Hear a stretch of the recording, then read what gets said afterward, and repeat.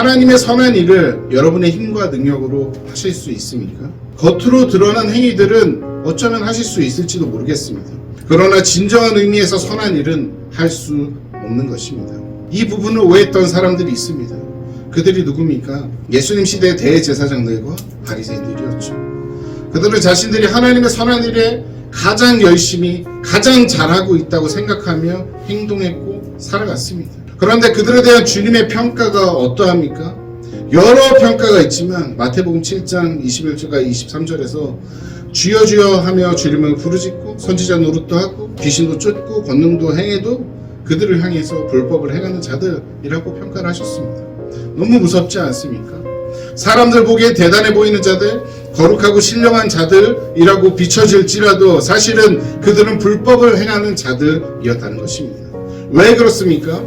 하나님과 상관없는 충성 봉사를 했기 때문입니다. 겉으로 보기엔 하나님의 선한 일이었으나 사실은 하나님과 관련 없는 일이었다는 것이죠. 그럼 하나님과 관련이 있는 일은 무엇입니까? 하나님의 힘으로 하나님의 일을 하는 것입니다.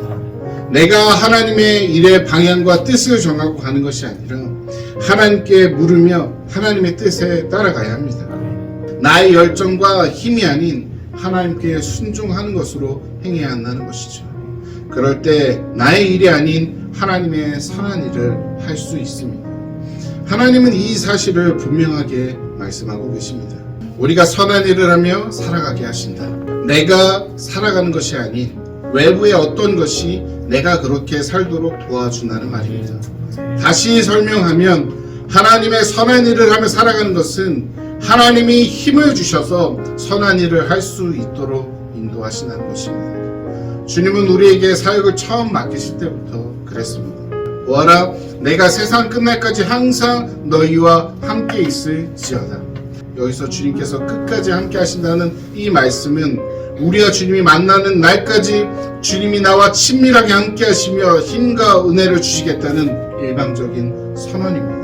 이것을 주님이 오시기 전에도 성부 하나님께서 동일하게 구약의 말씀을 통해서 이야기하셨죠. 임마누엘의 하나님, 우리와 영원히 함께 하시는 그 하나님에 대해서 알려주셨습니다. 그 하나님이 우리에게 사역을 맡기셨습니다. 그것도 우리가 만들어지기 전부터 준비한 우리의 사역을 맡기신 것이죠. 교회 안에서 예수의 제자가 되길 힘쓰며 예수님을 모르는 자들에게 복음을 전하고 구원받고 교회 안에서 같이 신앙생활하는 자로 부르는 그 사역을 우리에게 맡기셨다는 것입니다.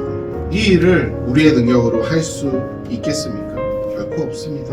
하나님으로부터 주어진 능력으로만 선한 일을 할 수 있다는 것입니다. 이 사실을 믿으신다면 하나님께 능력을 구하시고 하나님의 선한 일을 함으로 하나님께 인정받는 우리가 되기를 바랍니다. 여러분들의 부르심은 어디입니까? 제일 먼저는 교회입니다.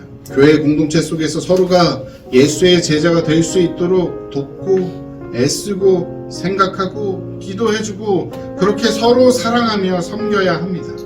그 섬김이 있을 때 여러분들은 하나님의 힘을 교회에서 예배에서 지체를 통해 얻고 가정, 회사, 학교, 친구, 친척 등 주변 사람들에게 흘려보낼 수 있는 것입니다. 그런 교회가 되어 가시길 바랍니다.